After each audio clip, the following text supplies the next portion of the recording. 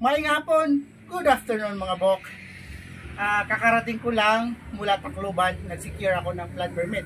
Well, anyway mga bok, tips sa lahat po ng mga customers at buyers namin sa aming multi-roots na mga binibentang EBR suite. This one example is double rootstock at yung triple rootstock. Well, to cut it shortly mga bok, papakita ko sa inyo kung gaano na siya ka-fully condition before we release the product. So, bago ang lahat, tips po mga bok, wag nyo pong hawakan pag binubuhat nyo dito. Dapat palagi po dito. Okay?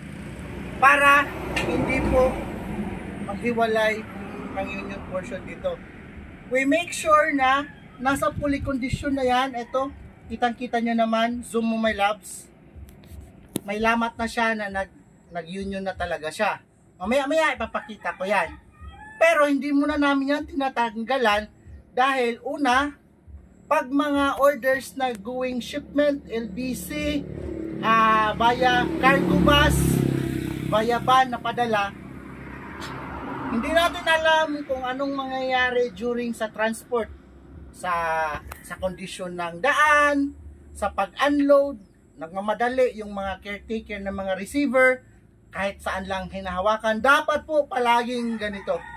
Okay? So, para hindi tayo haba ang video na to, papakita ko sa inyo using this cutter. Ayan ha, papakita ko to, tatanggalan ko to ng grafting tape. Papakita ko sa inyo na before we release na fully condition, yun na po talaga yan. Yan. So once again, hindi namin tinatanggalan ito pag nagre-release kami dahil we take into consideration yung mga method of shipping. Okay?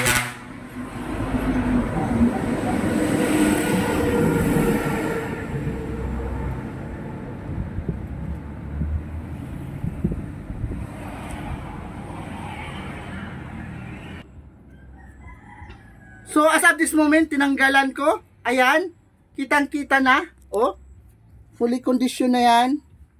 Nagdugtong na yan. Zoom mo my loves. Ayan, ikutan ko. Wag mo na lang ano yan my loves. Yan.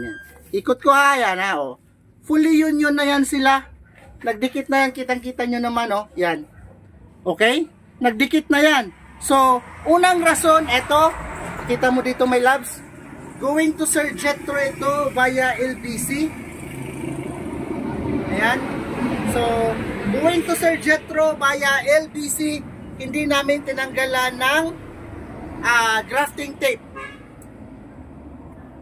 So, hindi yan natanggal ng grafting tape. Unang rason nga po, dahil order yan, going to LBC, we usually advise sa aming mga customers, this one, double rootstock, tsaka yung triple rootstock, tatanggalin ang grafting tape na nakadikit dito 2 to 3 weeks after planting sa field.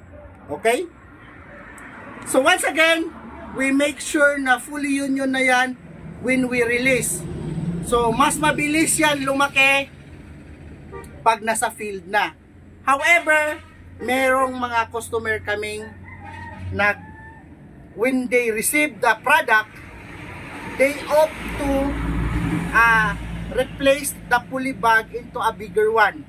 So ang nangyayari po, hindi natin alam ano ang method of pag-rebag nila. Baka nagkamali, hinahawakan dito. So instead na lalong maghilong ang union part, maghiwalay.